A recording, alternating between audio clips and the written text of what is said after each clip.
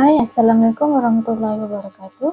My name is Izzatul Aisyah Binti Rani, and I am from TESL 1 PPISMP 2023-2028, and I will presenting about aspirations and directions of education and their implication in shaping a teacher with an educator spirit.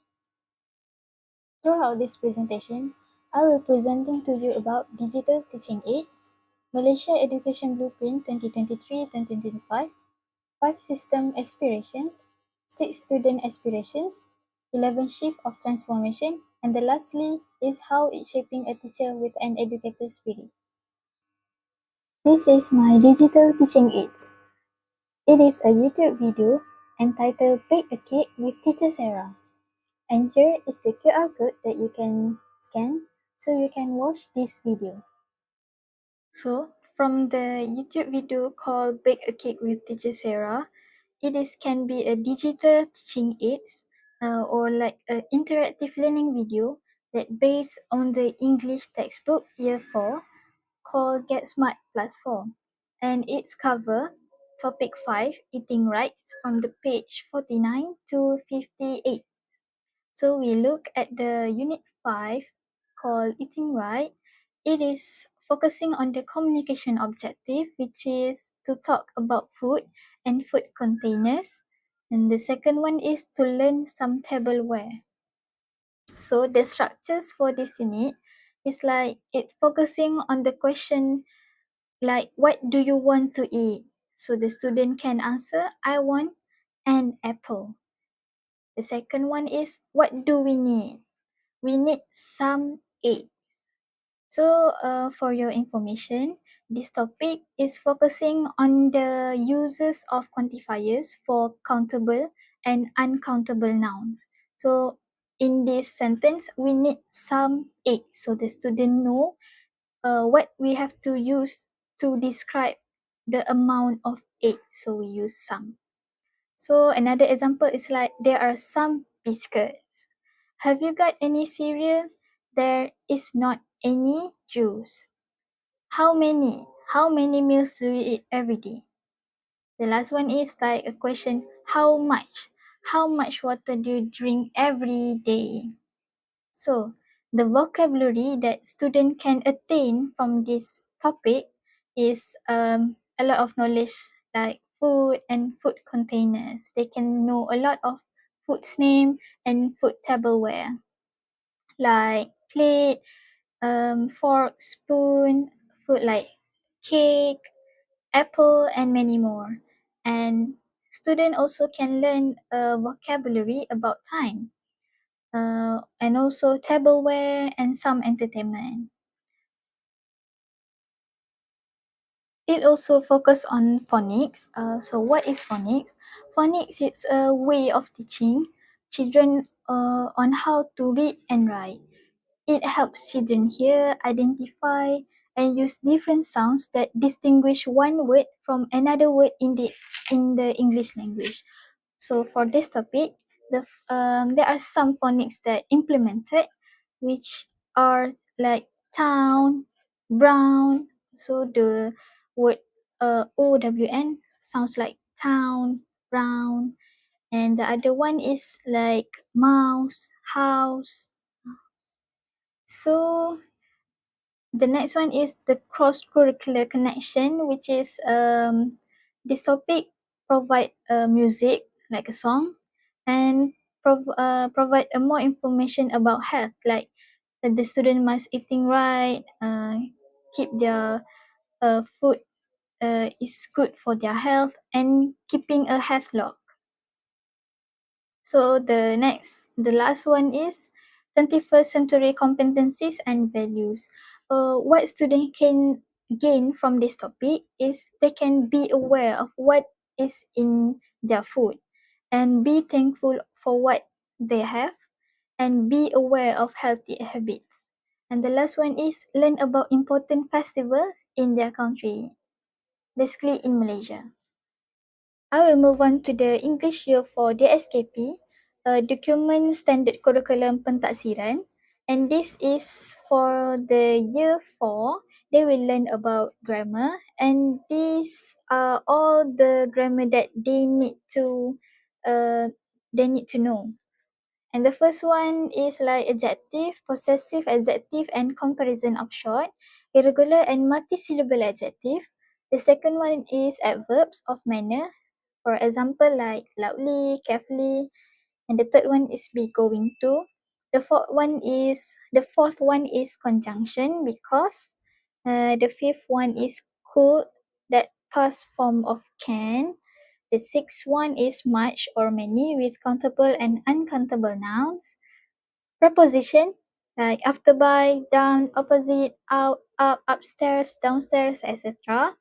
Next is the past simple regular, irregular forms, and also the possessive, use of apostrophe s and s apostrophe, pronouns, demonstrative, possessive, question words like whose, why, and also some or any with countable and uncountable nouns. Next one is there is and there are. Verb plus infinitive. For example, like want, as. The next one is verb plus ing. Includes like the words like, love, and enjoy. Next is what is or was, like. And the last one is go for a plus noun. But for this digital teaching aid is aligned with the points 6 and 12, which is it's focusing on the use of much or many with countable and uncountable nouns, and the number 12, the uses of some and any with countable and uncountable nouns. So I could say for this topic, this digital teaching aids help students to focus on countable nouns, uncountable nouns, and quantifiers. Why the teachers have to use the teaching aid while teaching in their classroom? It is because teaching aid give a lot of benefits when they are teaching to their student. So basically, this teaching to increase student engagement and enjoyment while learning in the classroom. The teaching aid can make the surrounding more fun and more engaging for students to learn. So the second one is when we use the teaching aid, the teachers use the teaching aid. Students can interacting, visualizing, and engaging with the content that such as like the YouTube video that's shown in front of the class. The student can visualize the content rather than just reading or listening by using these resources. So beside of that, benefits of teaching aids can play a huge role in helping students to understand and remember the information. Instead of the physical teaching aid, the teachers also can use the digital teaching aid, and it gives a lot more benefits to their classroom learning, which is for this benefits of digital teaching aid, I use the example of a YouTube video called Bake a Cake with Teacher Sara that I made, which is it can increase concentration among their students. Using YouTube video in the classroom can be really helpful for teachers and create a fun surrounding for their students, because students are often more engaged with visually stimulating activities and more likely to concentrate when they are watching videos rather than the teacher giving a lecture to their class. Other than that, the digital teaching aid like a YouTube video can be really effective. So it is focusing on the effectiveness of the YouTube video as the digital teaching aid. The video learning is effective on both sides of the classroom, where the educators or the teachers can use it to create time and space for active learning. Because of that, once a video is created, it means the YouTube video, when it published on the YouTube platform, it can be reused and updated as needed, and leaving more time in the classroom for live discussion and engagement with students. So it will reduce time to the teacher giving the lectures to their student. So instead of giving a lecture, this teacher can show the YouTube video that compact and precise duration of YouTube video in front of their classroom, and make the student watch the material, and it can save time, the other time, to make a discussion and engagement with their student. And also the YouTube video can be used from the other teachers if they found the video in the YouTube platform. So here we can see that the YouTube video is really helpful, not just for one class but another whole class in our in certain place or in the world. How to use this digital teaching aid? A YouTube video bake a cake with teacher Sara. So this is my teaching suggestion. So the first step, the teacher plays the YouTube video bake a cake with teacher Sara by LCD in the classroom. So the video will shown in front of the class. And the second step is the student prepare with a notebook and pencil to jot down all of the quantities, quantifiers and foods that they find in the video. Like the quantifiers is like some, any, much or more, and example of foods like strawberries, milk, maybe sugar, salt, and a lot of them. So the third one is they will need to answer three question in the quiz segment at the end of the video. So when the student try to answer the three quizzes and the student get the correct answers, the teachers can give rewards to their student, um, like appreciated the student effort to answer the question. So the student can feel appreciated and want to try more and learn more about this topic.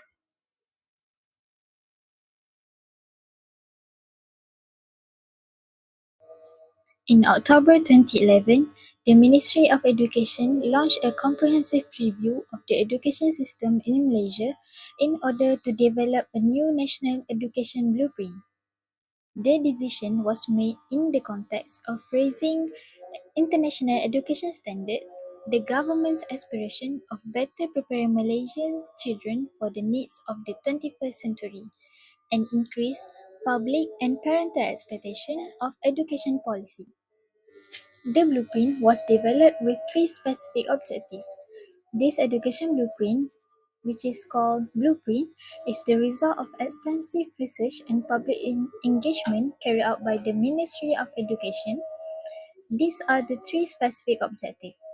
The first one is understanding the current performance and challenges of the Malaysian education system, with a focus on improving access to education, raising standards, quality, closing achievement gaps, equity, fostering unity among students, and maximizing system efficiency.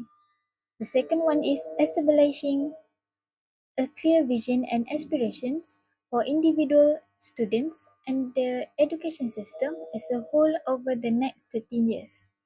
The last one is outlining a comprehensive transformation program for the system, including key changes to the ministry which will allow it to meet new demands and rising expectations and to ignite and support overall civil service transformation. Next, what is the five system aspirations? These include access, quality, equity, unity, and efficiency. The first system aspiration is access. Every Malaysian child deserves equal access to an education that will enable that child to achieve his or her potential. This ministry thus aspires to ensure universal access and full enrollment of all children from preschool through to upper secondary school level by 2020. The next one is quality. All children will have the opportunity to attain an excellent education that is uniquely Malaysian and comparable to the best international system. The third one is equity. Equity. Top performing school system deliver the best possible education for every child, regardless of geography, gender, or socio-economic background. Next, unity. Through interacting with individuals from a range of socio-economic, religious, and ethnic backgrounds, students learn to understand, accept, and embrace differences. The last one is efficiency. The Malaysian education system has always been well funded, yet improvement in student outcomes have not always matched the resources channeled into the system. While the government will maintain current level of investment, the aspiration is to further maximize student outcomes within the current budget levels. In brief, five system aspiration is access, quality, equity, unity, and efficiency. The first one access 100% enrollment across all levels from preschool to upper secondary by 2020. And the next one is quality.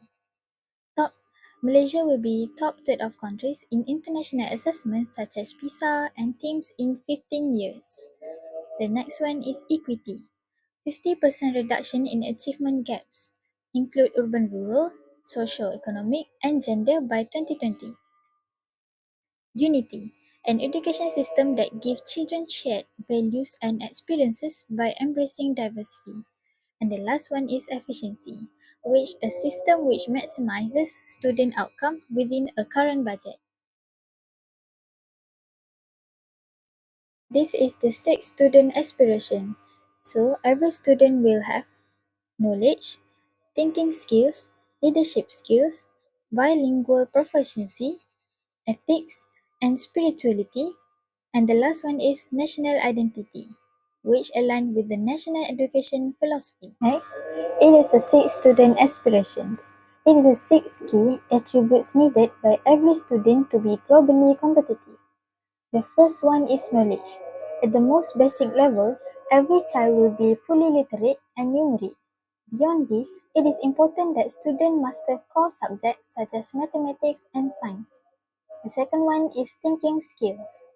Every child will learn how to continue accurate knowledge throughout their life, instilling a love for inquiry and a lifelong learning to be able to connect different pieces of knowledge and to create new knowledge.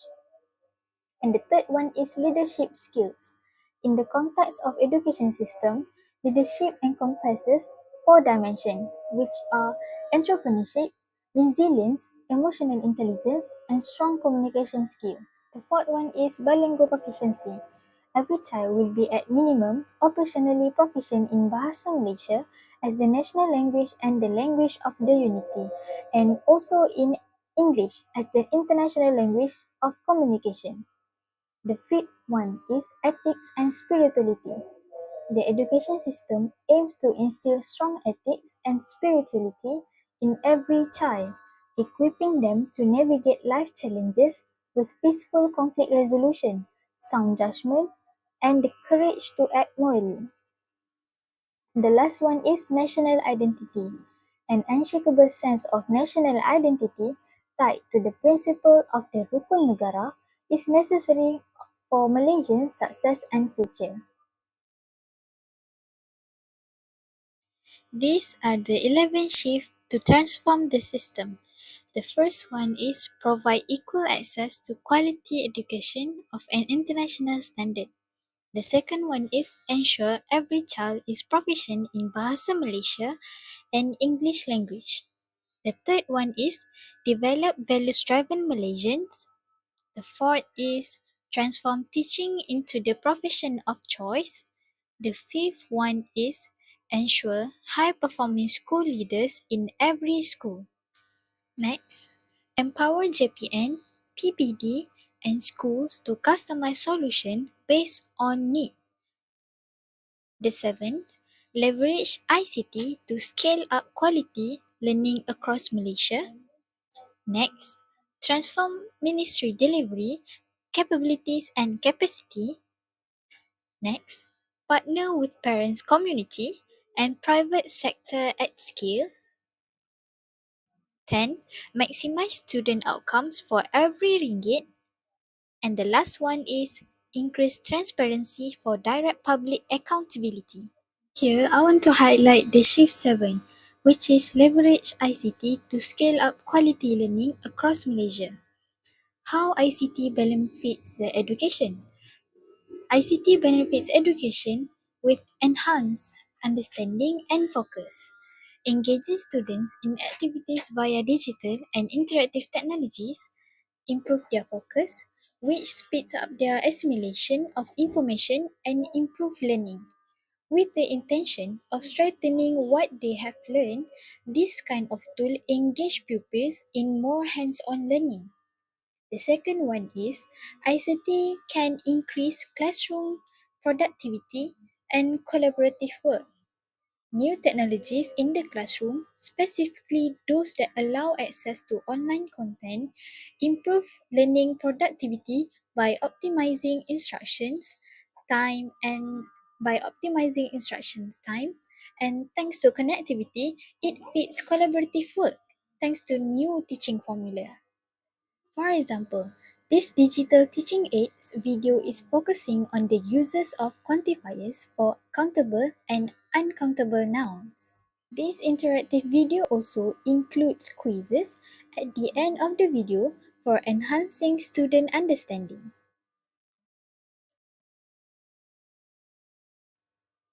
Lastly, how all of these aspirations and direction of education shaping a teacher with an educated spirit. It gives implications in shaping a teacher with an educated spirit by emphasizes ongoing professional development for educators.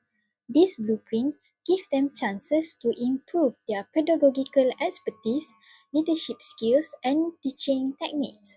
By placing a strong emphasis of lifelong learning, educators are able to stay current with emerging trends in education and best practices, which in turn helps them to better support the learning and development of their students.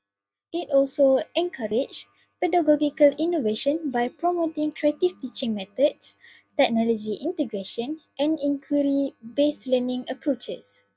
Teachers may better engage with the students and create dynamic learning environments that encourage curiosity, critical thinking, and problem-solving skills in their students by embracing creative teaching practices.